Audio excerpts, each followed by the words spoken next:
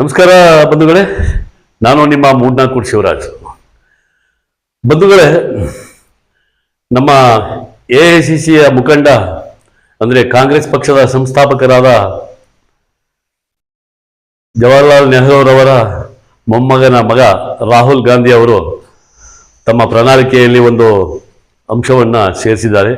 ಇಡೀ ದೇಶಾದ್ಯಂತ ಪ್ರತಿಯೊಬ್ಬರೂ ಇದರತ್ತ ಗಮನ ಹರಿಸಬೇಕಾದಂತಹ ಮಾಹಿತಿ ಇದು.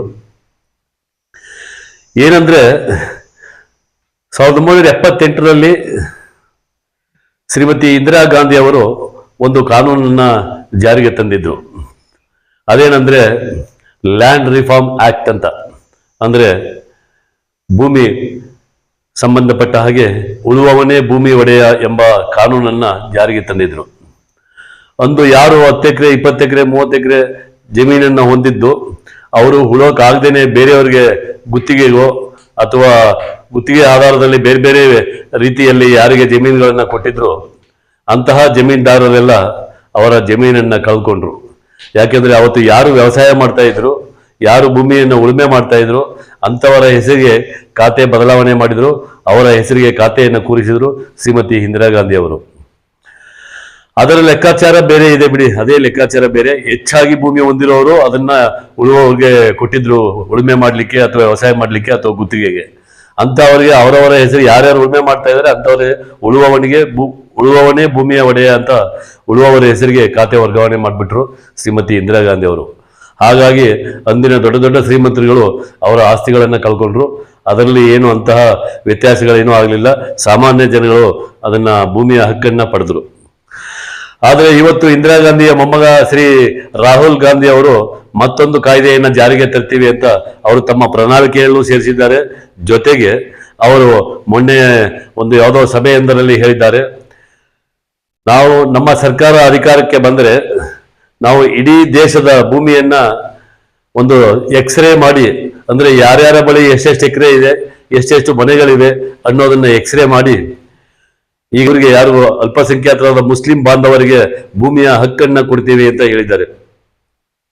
ಅಂದ್ರೆ ಅದರ ಅರ್ಥ ಇಡೀ ದೇಶದಲ್ಲಿ ಇಂದು 16 ಕೋಟಿಗೂ ಹೆಚ್ಚು ಜನ ಮುಸ್ಲಿಂ ಬಾಂಧವರಿದ್ದಾರೆ. ಅವರಲ್ಲಿ 10% ಜನ ಮಾತ್ರ ಭೂಮಿ ಹೊಂದಿರಬಹುದು. ಅವರಲ್ಲಿ 90% ಜನ ಅವರೆಲ್ಲ ವ್ಯಾಪಾರಿಗಳು, ಆದರೆ ವ್ಯಾಪಾರಸ್ಥರುಗಳು. ಆದ್ರಿಂದ ಅವರಲ್ಲಿ 90% ಮುಸಲ್ಮಾನ ಬಂಧುಗಳಲ್ಲಿ ಜಮೀನು ಅವರ ಹತ್ರ ಇಲ್ಲ.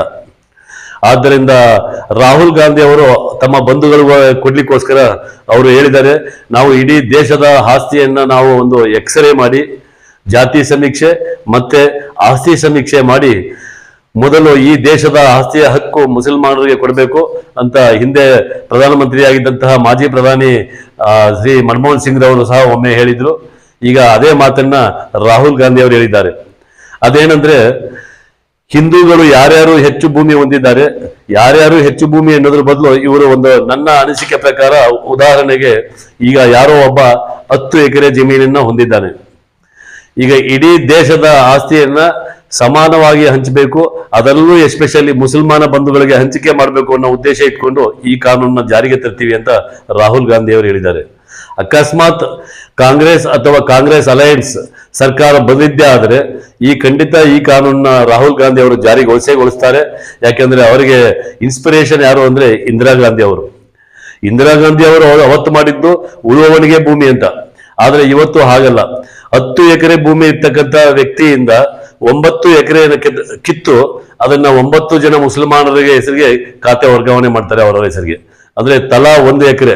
ಇವತ್ತು ಇಡೀ ದೇಶದಲ್ಲಿ ಬಹುತೇಕ ಉಳುಮೆ ಮಾಡ್ತಕ್ಕಂತಹ ರೈತ ಬಂಧುಗಳಲ್ಲಿ ಎಲ್ಲ ತಲೆತಲಾಂತರಗಳಿಂದ 4 ತಲೆಮಾರು 5 ತಲೆಮಾರು 6 ತಲೆಮಾರು ಆಗಿ 20 ಎಕರೆ 30 ಎಕರೆ 50 ಎಕರೆ ಇದ್ದಂಥದ್ದು ಇವತ್ತು 70% ಜನರಲ್ಲಿ ಕೇವಲ 2 ಎಕರೆ 3 ಎಕರೆ ಇದೆ ಅಷ್ಟೇ.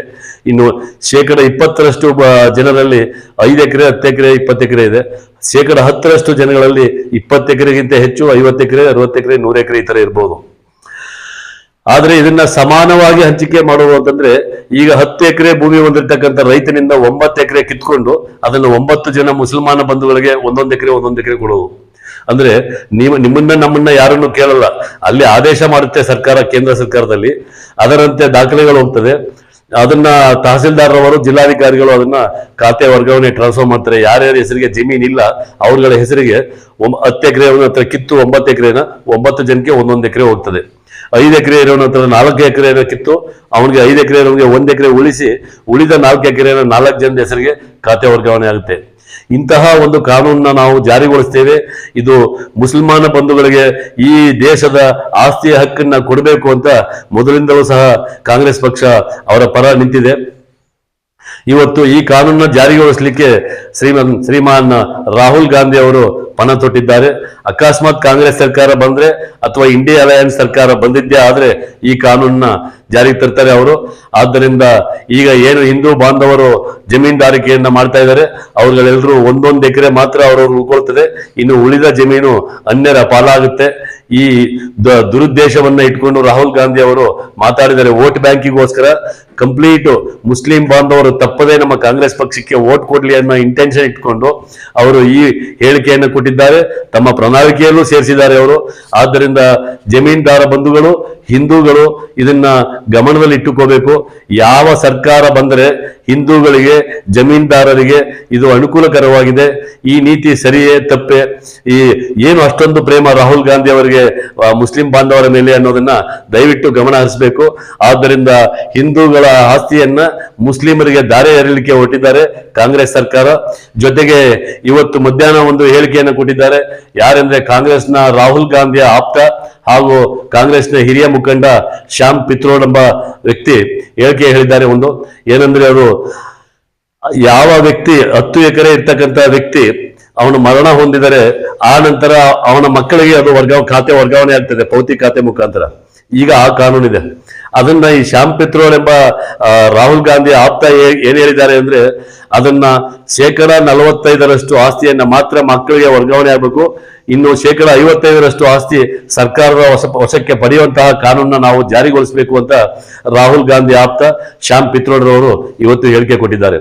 ಇದು ಒಂದು ದೊಡ್ಡ ಸುದ್ದಿ ಆಗಿದೆ ಇಡೀ ದೇಶಾದ್ಯಂತ. ಆದ್ದರಿಂದ ಅದರರ್ಥ 45-55 ಅಂದ್ರೆ ಉದಾಹರಣೆಗೆ 10 ಎಕರೆ ಜಮೀನನ್ನು ಹೊಂದಿರತಕ್ಕಂತಹ ವ್ಯಕ್ತಿ ಮರಣ ಹೊಂದಿದರೆ ಅದರಲ್ಲಿ 4.5 ಎಕರೆ ಜಮೀನು ಮಾತ್ರ ಆತನ ಮಕ್ಕಳಿಗೆ ಭೌತಿಕಾತೆ ಆಗ್ತದೆ. ಉಳಿದ 5.5 ಎಕರೆ ಜಮೀನನ್ನ ಸರ್ಕಾರ ವಶಪಡಿಸ್ಕೊಳ್ತದೆ. ಈ ರೀತಿ ಅಥವಾ ಜೊತೆಗೆ 4 ಮನೆ 2 ಮನೆ 3 ಮನೆ ಹೊಂದಿರ್ತಕ್ಕಂತಹ ವ್ಯಕ್ತಿಗೆ ಅವನಿಗೆ ವಾಸ ಮಾಡ್ಲಿಕ್ಕೆ 1 ಮನೆಯನ್ನ ಮಾತ್ರ ಉಳಿಸ್ತಾರೆ. ಉಳಿದ 2, 3, 4 ಮನೆಗಳನ್ನ ಯಾರು ಮನೆಗಳಿಲ್ವೋ ಅಂದ್ರೆ ಅಲ್ಪಸಂಖ್ಯಾತರು ಇವತ್ತು ಗುಡಿಸಲಲ್ಲಿರೋರು ಮತ್ತೆ ಮನೆ ಇಲ್ಲದೆ ಇರ್ತಕ್ಕಂಥವ್ರು ಅಂತವ್ರಿಗೆ ಈ 1 ಮನೆಗಳು ಉಳಿದ ಮನೆಗಳನ್ನ ಕಿತ್ತು ಅಲ್ಪಸಂಖ್ಯಾತರು ಕೊಡ್ತಾರೆ. ಇಂತಹ ಒಂದು ನೀತಿಯನ್ನ ಇಂತಹ ಒಂದು ನಿಯಮವನ್ನ ಕಾಂಗ್ರೆಸ್ ಸರ್ಕಾರ ಜಾರಿಗೆ ತರಲಿಕ್ಕೆ ಹೊರಟಿದೆ. ಆದ್ರಿಂದ ಇದರಿಂದ ಲಾಭ ಯಾರಿಗೆ ನಷ್ಟ? ನಾವು ಇಂದು ಚುನಾವಣೆಯ ಹೊಸ್ತಿಲಲ್ಲಿದ್ದೇವೆ. ನಾವು ಯಾರಿಗೆ ಮತ ಹಾಕಬೇಕು, ಜೊತೆಗೆ ಈ ದೇಶದ ಹಿತದೃಷ್ಟಿಯ ಬಂಧುಗಳೇ, ಹೇಗೋ ಜೀವನ ಮಾಡಿಕೊಂಡು ಸಾಮಾನ್ಯ ಬಡ ರೈತರುಗಳೆಲ್ಲ 3 ಎಕರೆ 4 ಎಕರೆ 5 ಎಕರೆ ಇಟ್ಕೊಂಡು ಜೀವನ ಮಾಡ್ಕೊಂಡು ಹೋಗ್ತಾ ಇದ್ದಾರೆ. ಅದು ವ್ಯವಸಾಯ ಮಾಡಬೇಕಾದ್ರೆ ಗೊಬ್ಬರಕ್ಕೆ ಹಣ ಖರ್ಚು ಮಾಡಬೇಕು, ಮತ್ತೆ ವ್ಯವಸಾಯ ಮಾಡಲಿಕ್ಕೆ ಹಾಗೆ ಔಷಧಿಗೆ ಬಿತ್ತನೆ ಬೀಜಕ್ಕೆ ಇದೆಲ್ಲನೂ ಖರ್ಚು ಮಾಡಿ ಕೊನೆಗೆ ಕೈಗೆ ಚಿಪ್ಪಿಡ್ಕೊಳ್ತಾ ಇರ್ತಕ್ಕಂಥ ರೈತ ಹೇಗೋ ವಿಲವಿಲ್ಲ ಒದ್ದಾಡ್ಕೊಂಡು ಜೀವನ ಮಾಡ್ತಾ ಇದ್ದಾನೆ. ಇಂತಹ ರೈತರ ಹೊಟ್ಟೆಯ ಮೇಲೆ ಗದ ಪ್ರಹಾರ ಮಾಡಲಿಕ್ಕೆ ರಾಹುಲ್ ಗಾಂಧಿ ಅವರು ಪ್ರಯತ್ನ ಮಾಡ್ತಾ ಇದ್ದಾರೆ. ಆದ್ದರಿಂದ ಹೇಗೋ ಈ ಕಡೆ ಕೂಲಿಗೂ ಹೋಗೋಕ್ಕಾಗದೆ ಈ ಕಡೆ ವ್ಯವಸಾಯನೂ ಮಾಡೋಕ್ಕಾಗದೆ ಹೇಗೋ ಒದ್ದಾಡ್ಕೊಂಡು ಜೀವನ ಮಾಡ್ತಾ ಇರ್ತಕ್ಕಂಥ ರೈತರ ಮೇಲೆ ಇಂತಹ ನೀತಿಯನ್ನ ಜಾರಿಗೆ ತಂದು ರಾಹುಲ್ ಗಾಂಧಿ ಮತ್ತೆ ಕಾಂಗ್ರೆಸ್ ಪಕ್ಷ ಇದನ್ನ ಅವರ ಆಪ್ತರಿಗೆ ಅವರ ಕುಲಬಾಂಧವರಿಗೆ ಇವರು ಸಹಾಯ ಮಾಡಬೇಕು ಅನ್ನೋ ಏಕೈಕ ಉದ್ದೇಶಕ್ಕೆ ಇಂತಹ ನೀತಿಯನ್ನ ಜಾರಿಗೊಳಿಸಲಿಕ್ಕೆ ಈ ಸರ್ಕಾರ ಅಂದ್ರೆ ಕಾಂಗ್ರೆಸ್ ಸರ್ಕಾರ ಅಕಸ್ಮಾತ್ ಬಂದ್ರೆ ರಾಹುಲ್ ಗಾಂಧಿ ಕಾಂಗ್ರೆಸ್ ಸರ್ಕಾರ ಅಥವಾ ಇಂಡಿಯಾ ಅಲಯನ್ಸ್ ಏನಾದ್ರು ಅಕಸ್ಮಾತ್ ಸರ್ಕಾರ ರಚನೆ ಮಾಡುವಂತಹ ಸಂದರ್ಭ ಬಂದ್ರೆ ಈ ನೀತಿಯನ್ನು ಅವರು ಖಂಡಿತ ಜಾರಿಗೊಳಿಸ್ತಾರೆ. ಇಂತಹ ಸರ್ಕಾರವನ್ನ ಇಂತಹ ಪಕ್ಷವನ್ನ ನಾವು ಯಾವ ಕಾರಣಕ್ಕೂ ನಾವು ಬೆಂಬಲಿಸಬಾರದು. ಇವರ ವಿರುದ್ಧವಾಗಿ ಕಾಂಗ್ರೆಸ್ ಪಕ್ಷದ ವಿರುದ್ಧವಾಗಿ ಕಾಂಗ್ರೆಸ್ ಪಕ್ಷದ ತತ್ವ ಸಿದ್ಧಾಂತಗಳ ವಿರುದ್ಧವಾಗಿ ಇಡೀ ದೇಶದ ಜನ ಅವರ ವಿರುದ್ಧವಾಗಿ ಮತ ಚಲಾಯಿಸಬೇಕು. ಇಂತಹ ಒಂದು ಯಾರು ಉಳುಮೆ ಮಾಡ್ತಕ್ಕಂಥ ರೈತ ಬಂಧುಗಳ ವಿರುದ್ಧವಾದಂತಹ ನೀತಿಯನ್ನ ಇವರು ಜಾರಿಗೊಳಿಸ್ತಾರೆ ಜಾರಿಗೊಳಿಸಲಿಕ್ಕೆ ಇವರು ಬದ್ಧರಾಗಿದ್ದಾರೆ. ಇಂತಹ ನೀತಿಯನ್ನ ಅವರು ಜಾರಿಗೊಳಿಸುವ ಮೊದಲೇ ಅವರ ಪಕ್ಷವನ್ನ ನಾವು ಅವರ ವಿರುದ್ಧವಾಗಿ ಮತ ಚಲಾಯಿಸುವ ಮೂಲಕ ನಾವು ಈ ಒಂದು ಬರ್ತಕ್ಕಂಥ ಈ ಚುನಾವಣೆಯಲ್ಲಿ ಅವರಿಗೆ ಪಾಠ ಕಲಿಸಬೇಕು. ಇಂತಹ ಸರ್ಕಾರವನ್ನ ರಚನೆ ಮಾಡಲಿಕ್ಕೆ ಅವರಿಗೆ ಅವಕಾಶ ಕೊಡಬಾರದು. ಆ ಪಕ್ಷವನ್ನ ನಾವು ಸೋಲಿಸುವ ಮುಖಾಂತರ ಅವರ ವಿರುದ್ಧವಾಗಿ ಮತ ಚಲಾಯಿಸಿ ರೈತರ ಬದುಕು ಈಗ ಹೇಗೋ ಒಂದು ಲೆವೆಲ್ಗೆ ಒಂದು ತೆಗೆದುಕೊಂಡು ಹೋಗ್ತಾ ಇದ್ದಾರೆ. ಹಾಗೆ ಹೋಗುವಂತಹ ರೈತರ ವಿರುದ್ಧವಾಗಿ ಇಂತಹ ನೀತಿಯನ್ನ ಜಾರಿಗೊಳಿಸಲಿಕ್ಕೆ ಹೊರಟಿರ್ತಕ್ಕಂಥ ರಾಹುಲ್ ಗಾಂಧಿ ಅವರನ್ನ ನಾವು ವಿರೋಧಿಸಬೇಕು.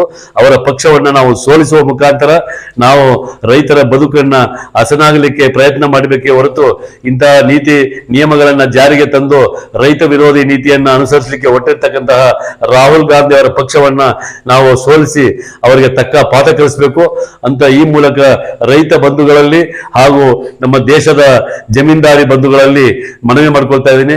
ಇದು ಎಲ್ಲರಿಗೂ ಒಂದು ಪಾಠ ಆಗ್ತದೆ.